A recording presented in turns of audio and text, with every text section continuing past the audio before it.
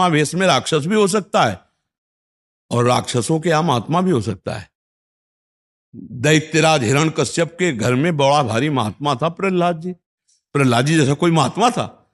दैत्यराज के कुल में महात्मा प्रहलाद जी, दैत्य कुल में महात्मा विरोचन, दैत्य कुल में महात्मा बलि नहीं थे? तो हमें आचरण और स्थिति को महात्मा सिखाया गया कि वो जिसके आचरण सही है, जिसकी स्थिति वही है, वो महात्मा है। और जो आचरणहीन है, स्थिति रहित है, वो महात्मा नहीं, वो दुरात्मा है। वो किसी भी वेश में हो सकता है। जैसे महात्मा किसी भी वेश में हो सकता है, ऐसे दुरात्मा भी किसी वेश में हो सकता है। समझ रहे हैं ना? तो महात्मा एक स्थिति का नाम है, ना कि केवल भेष का। और भेष है, स्थिति है तो क्या कहना? और भेष है, स्थिति नहीं तो दम्भ है, पाखंड है, नाटक है। कितने ऐसे महात्मा हुए जो गृहस्थी में, क्या भाई जी से हनुमान प्रसाद पोद्दार जी को भारत का सबसे बड़ा महात्मा नहीं माना गया? आप विचार करके देखो, धोती कुर्ता और पति पत्नी पुत्र परिवार वाला सारा लीला। और हमारी गोपियां, ब्रज गोपियां क्या महात्मा नहीं मानी गई?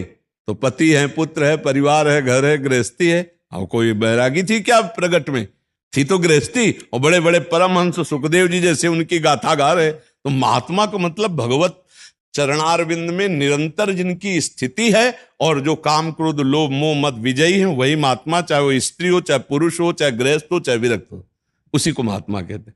देखो, विभीषण जी गृहस्थ में है और विभीषण जी राजमंत्री हैं, रावण के भाई भी और राजमंत्री हैं। और भगवान कहे, तुम सरीखे संत प्रिय मोरे धरो दे नहीं आन्य। तुम्हारे जैसे महात्माओं के लिए मैं अवतार धारण करता हूं, भगवान कहते हैं। तो महात्मा स्थिति का नाम है। महात्मा